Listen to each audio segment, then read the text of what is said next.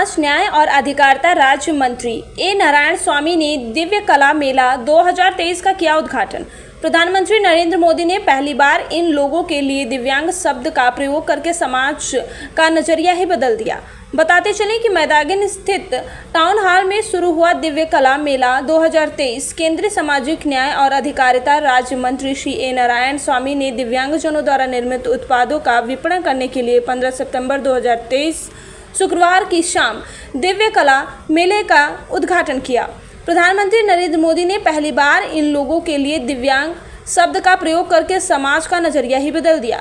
केंद्रीय सामाजिक न्याय और अधिकारिता राज्य मंत्री श्री ए नारायण स्वामी ने दिव्यांगजनों को हर संभव सहायता प्रदान करने का आश्वासन देते हुए कहा कि आत्मनिर्भर भारत के निर्माण में दिव्यांगजनों की भूमिका बहुत ही महत्वपूर्ण है। CMD NDF DC नवीन शाह ने कि प्रधानमंत्री नरेंद्र मोदी ने ही पहली बार इन लोगों को दिव्यांग शब्द देकर समाज में लोगों की सोच ही बदल दी। उद्घाटन समारोह में केंद्रीय सामाजिक न्याय और अधिकारिता राज्य मंत्री श्री ए नारायण स्वामी ने कहा कि केंद्रीय सरकार ने विशेष रूप से दिव्यांगजन के बीच उद्यमिता और शिल्प कौशल को बढ़ावा देने के लिए कई योजनाएं तैयार की हैं। उन्होंने ये भी कहा कि दिव्यांग भाइयों और बहनों को प्रशिक्षण, कौशल और वित्त प्रदान करने के लिए इन योजनाओं को लागू किया जाता है। केंद्र सरकार ने दिव्यांगजन की श्रेणियों को 7 से बढ़ाकर 21 कर दिया है। इसी के साथ उन्होंने कहा कि सरकारी नौकरियों में दिव्यांगजन के लिए आरक्षण 3 से बढ़ाकर 4% कर दिया गया है और सरकारी शिक्षण संस्थाओं में दिव्यांगजनों के लिए आरक्षण 3% से 5% तक कर दिया गया है। सरकार दिव्यांग लोगों को आत्मनिर्भर बनाने के लिए कम ब्याज दर पर कई प्रकार की योजनाओं के माध्यम से वित्तीय सहायता प्रदान कर रही है। इस अवसर पर DDG दिव्यांगजन सशक्तिकरण विभाग किशोर बाबू राव सुरवाड़े ने कहा कि हम देश के हर प्रमुख शहर में दिव्य कला मेले का आयोजन कर रहे हैं। अब तक कुल 6 मेले सफलतापूर्वक संपन्न हो चुके हैं। यह मेला 7वां मेला है। इस अवसर पर ग्रामीण बैंक द्वारा दिव्यांग लाभार्थियों को ऋण स्वीकृति पत्र भी वितरित किए गए। भारत सरकार की संस्था एलिम्को द्वारा दिव्य कला मेले में दिव्यांगजन को प्रोत्साहित करने के लिए टोकन के रूप में सहायता उपकरण वितरित किए गए।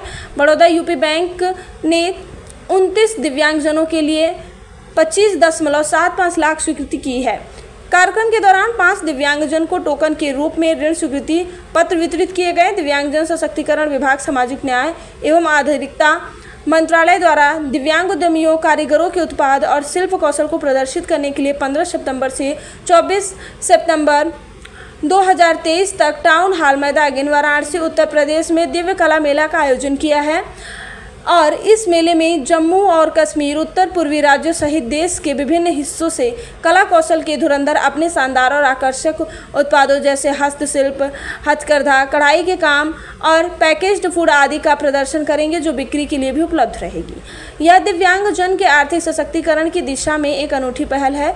दिव्य कला मेला दिव्यांगों के उत्पादों और कौशल के विपणन और प्रदर्शन के लिए एक बड़ा मंच प्रस्तुत करता है। दिव्य कला मेला में लगभग 20 राज्यों, केंद्र शासित प्रदेशों के लगभग 100 दिव्यांग कारीगर, कलाकार और उद्यमी अपने उत्पादों और कौशल का प्रदर्शन कर रहे हैं। ये मेला वोकल फॉर लोकल की अवधारणा को जन जन तक पहुंचाने का सशक्त माध्यम साबित हो रहा है, जिसमें दिव्यांग शिल्पकारों द्वारा बनाए गए उत्पादों के प्रदर्शन और बिक्री को देश भर में उचित मंच उपलब्ध कराकर प्रोत्साहित किया जाता है।